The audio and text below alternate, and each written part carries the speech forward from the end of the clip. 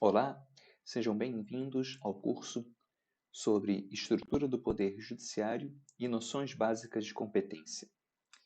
Nessa sequência de videoaulas, nós vamos examinar, sobretudo, as espécies de competência de jurisdição ou de justiça.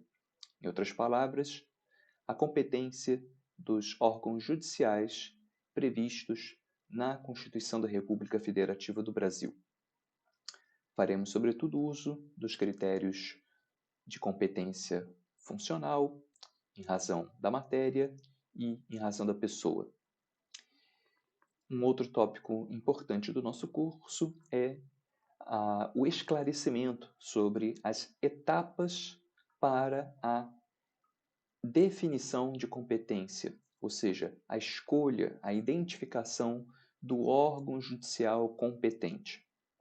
Tudo isso será importante para um tópico futuro, que é a indicação do juízo competente na redação de uma petição inicial. Se nós analisarmos o texto da Constituição brasileira, nós vamos ver que no artigo 92 são indicados, não todos, mas os principais órgãos do Poder Judiciário.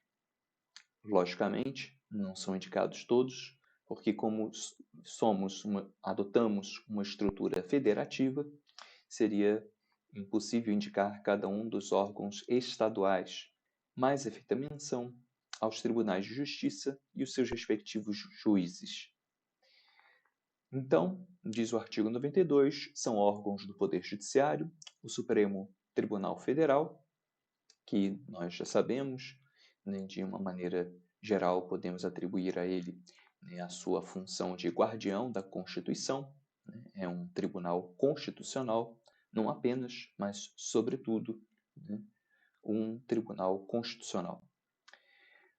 No inciso 1A, o Conselho Nacional de Justiça, que é um órgão, né, está previsto na Constituição a partir da Emenda Constitucional 45, ao qual cabe, na forma do artigo 103b, parágrafo 4º, né, o controle da atuação administrativa e financeira do Poder Judiciário e também do cumprimento dos deveres funcionais dos juízes. Vemos também o Superior Tribunal de Justiça, a quem poderíamos dizer, fazendo uma analogia com a expressão clássica do STF, seria o guardião da legislação federal, mas é a quem cabe, sobretudo, uniformizar a interpretação da lei federal. É o responsável pela resolução em caráter definitivo, né, de todos os casos civis ou criminais que não envolvam matéria que seja de competência de alguma das justiças especializadas. E quais são essas justiças especializadas? Inciso 2A, o Tribunal Superior do Trabalho, que foi incluído nesse rol pela Emenda Constitucional 92 de 2016, mas isso não quer dizer que o Tribunal Superior do Trabalho não estivesse previsto na Constituição de 88. Muito pelo contrário, estava previsto lá, mas não estava inserido nesse rol, que é uma justiça especializada em questões ligadas à aplicação do direito do trabalho. O inciso 3, os tribunais regionais federais e juízes federais, que cuida, sobretudo, dos litígios onde há a presença da União Federal. Nós temos o inciso 4, os tribunais e juízes do trabalho. Nós temos o inciso 5º, os tribunais e juízes eleitorais, e aí subentendidos, né, o Tribunal Superior Eleitoral, os tribunais e juízes militares, no inciso 6, aí subentendido também o Tribunal Superior Militar. E, por fim, no inciso 7, os tribunais e juízes dos estados e do Distrito Federal e territórios. Atualmente não temos nenhum território, então estamos falando apenas a respeito dos tribunais e juízes dos estados da Federação e do Distrito Federal. Algumas observações são importantes ainda fazer. A primeira delas, que com a Emenda Constitucional 45 foram extintos os tribunais de alçada, que eram órgãos paralelos aos tribunais de justiça nos estados da Federação. Foram criados para dividir tarefa, para desafogar os tribunais de justiça. Uma segunda observação que é necessário fazer é que, além do CNJ, o Conselho Nacional de Justiça, previsto no inciso 1A, que, como vimos, tem uma atuação administrativa, financeira e correicional, nós temos também o chamado Conselho da Justiça Federal. O Conselho da Justiça Federal ele funciona junto ao STJ, ao Superior Tribunal de Justiça, e está previsto no inciso 2 do parágrafo 1º do artigo 105. Ao CJF, Conselho da Justiça Federal, cabe exercer uma atividade de supervisão administrativa e orçamentária da Justiça Federal, ou seja, da Justiça Federal em particular, bem como exercer uma atividade correicional sobre essa justiça, tanto nos órgãos de primeiro quanto de segundo graus. Então, reparem que tanto o CNJ quanto o CJF, eles possuem atividades de funções administrativas, orçamentárias e correicionais. O CNJ, de uma maneira geral, sobre todos os demais órgãos, sobre todos os órgãos do Poder Judiciário, e o CJF, exclusivamente sobre os órgãos da Justiça Federal. O CNJ ele é presidido pelo presidente do STF e o CJF é presidido pelo presidente do STJ.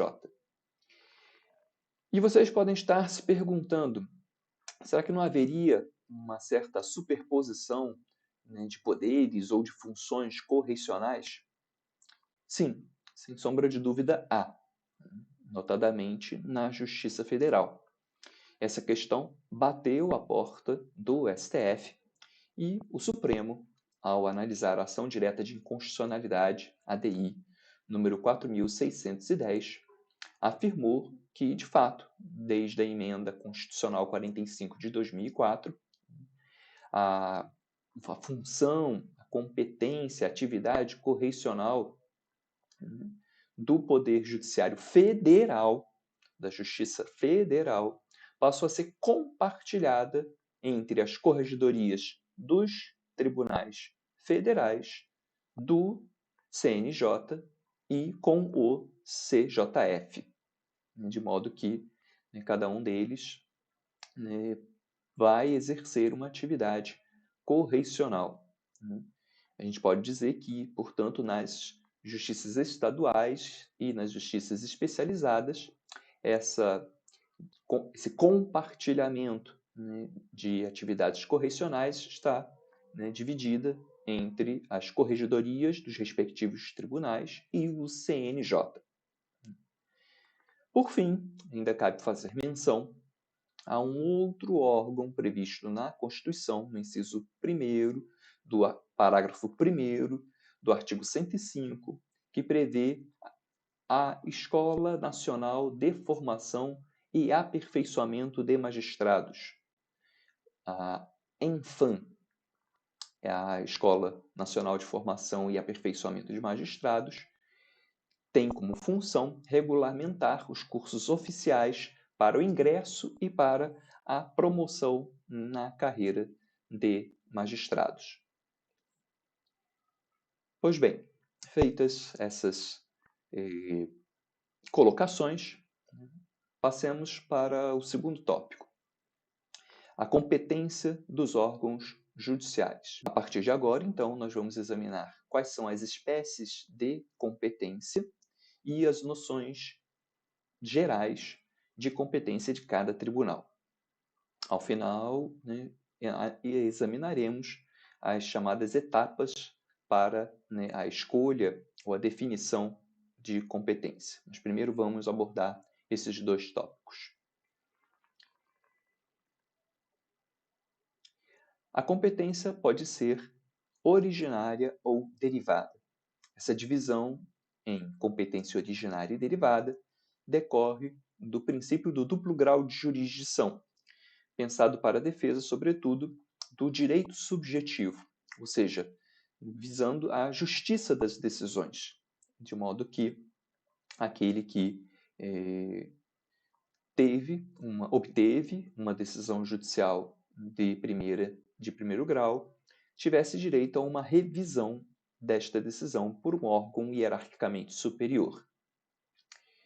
Contudo, a competência derivada ou recursal, ela, por sua vez, pode se dividir em competência derivada ou recursal ordinária e competência derivada ou recursal extraordinária e ainda especial.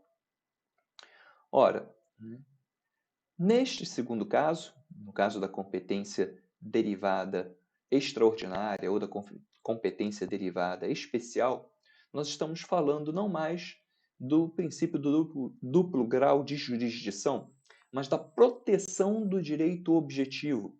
Estamos falando agora, sim, de instâncias especial ou extraordinária que visam resguardar a integridade e a coerência do ordenamento jurídico como um todo, do STF, para o STF, sobretudo, o controle de constitucionalidade, e para o STJ, o controle sobre a lei federal.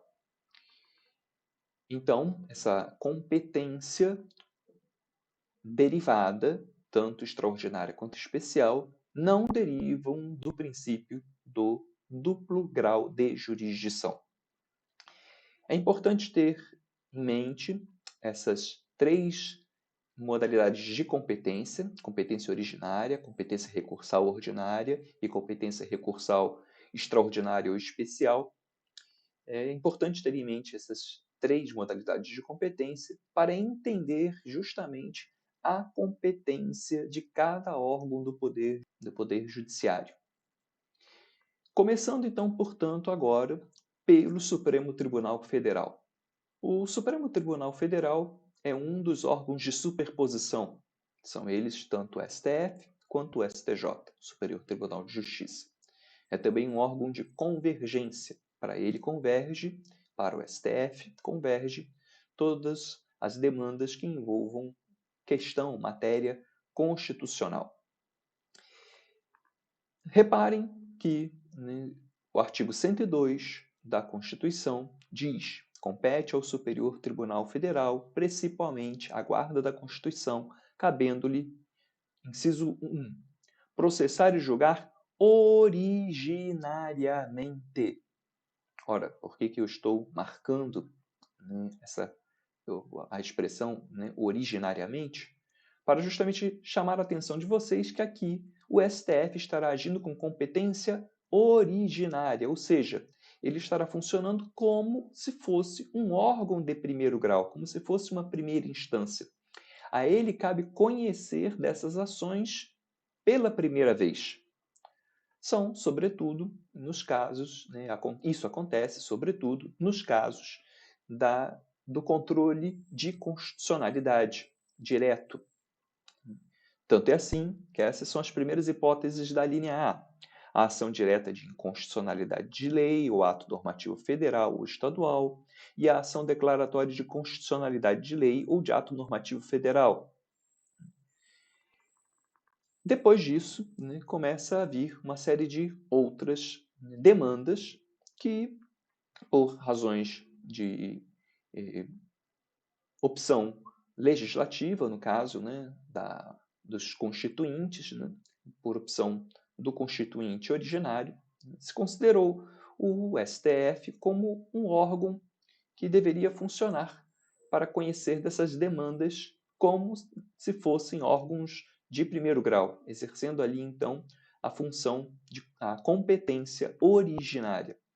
Qual a razão dessa escolha? São várias, né? Pode ser, por exemplo, a especialização do órgão, pode ser, né, levar em consideração, né, as influências que talvez, né, juízes que não estivessem na Suprema Corte poderiam sofrer das partes, né, demandantes ou envolvidas de alguma maneira no conflito, né, também demandados, né, de maneira que, né, se pensou que o STF fosse o órgão imparcial, né, funcionasse como órgão imparcial para esses casos. Eu não vou explicar agora cada um desses casos, né, vou apenas lê-los e leio cada uma dessas alíneas em atenção àqueles que, ao assistirem essa aula, talvez não possam, né, parar o vídeo e lerem por si mesmos cada um dessas alíneas, e assim, pelo menos, podem, né, se for o caso, continuar ouvindo essa gravação. Então, na linha B, nas infrações penais comuns, o presidente da República, o vice-presidente, os membros do Congresso Nacional, seus próprios ministros e o Procurador-Geral da República. A linha C, nas infrações penais comuns e nos crimes de responsabilidade, os ministros de Estado e os comandantes da Marinha, do Exército e da Aeronáutica, ressalvado o disposto no artigo 52, inciso 1. Os membros dos tribunais superiores, os do Tribunal de Contas da União e os chefes de missão diplomática de caráter permanente. Letra D. O habeas corpus, sendo paciente, qualquer das pessoas referidas nas alíneas anteriores, o mandado de segurança e o habeas data contra atos do Presidente da República, das mesas da Câmara dos Deputados e do Senado Federal, do Tribunal de Contas da União, do Procurador-Geral da República e do próprio Supremo Tribunal Federal. Letra E. O litígio entre Estado estrangeiro ou organismo internacional e a União, o Estado, Distrito Federal ou território. F. As causas e os conflitos entre a União e os Estados, a União e o Distrito Federal, ou entre uns e outros, inclusive as respectivas entidades da administração indireta. G. A extradição solicitada por Estado estrangeiro. I.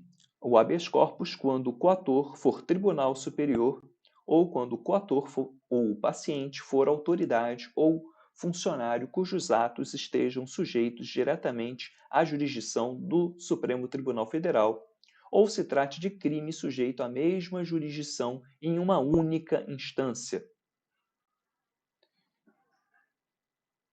J. A revisão criminal e a ação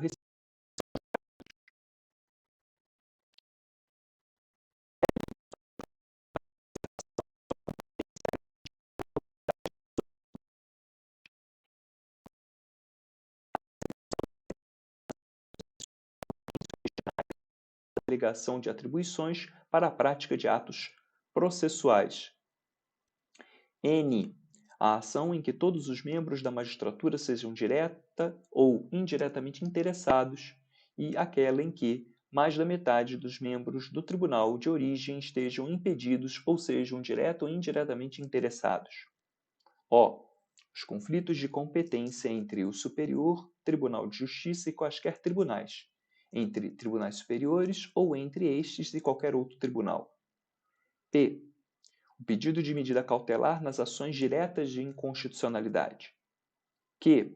O mandado de injunção quando a elaboração da norma regulamentadora for atribuição do Presidente da República, do Congresso Nacional, da Câmara dos Deputados, do Senado Federal, das mesas de uma dessas casas legislativas, do Tribunal de Contas da União, de um dos tribunais superiores ou do próprio Supremo Tribunal Federal. R.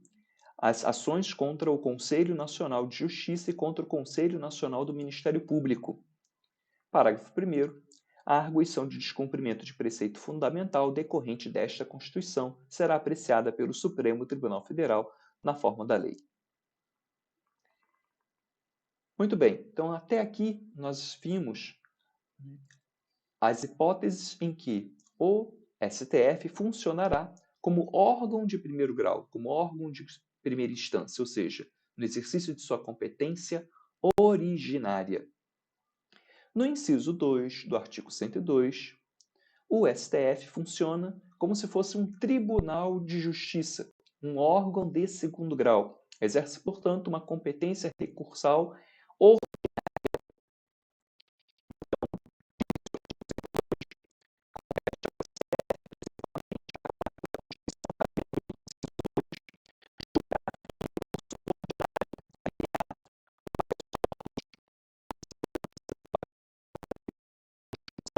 decididos em única instância pelos tribunais superiores, se denegatória a decisão. Letra B, o crime político. E, por fim, o inciso 3º do artigo 102 apresenta a competência recursal extraordinária, ou seja, o STF funcionando como órgão de superposição, como instância extraordinária. Diz o inciso 3º do artigo 102. Compete ao STF julgar, mediante recurso extraordinário, as causas decididas em única ou última instância quando a decisão recorrida. A linha A, contrariar dispositivo desta Constituição. É o controle difuso de constitucionalidade. Letra B, declarar a inconstitucionalidade de tratado ou lei federal. Letra C, julgar válida lei ou ato do governo local contestado em face dessa Constituição. E letra D, julgar válida lei local contestada em face de lei federal.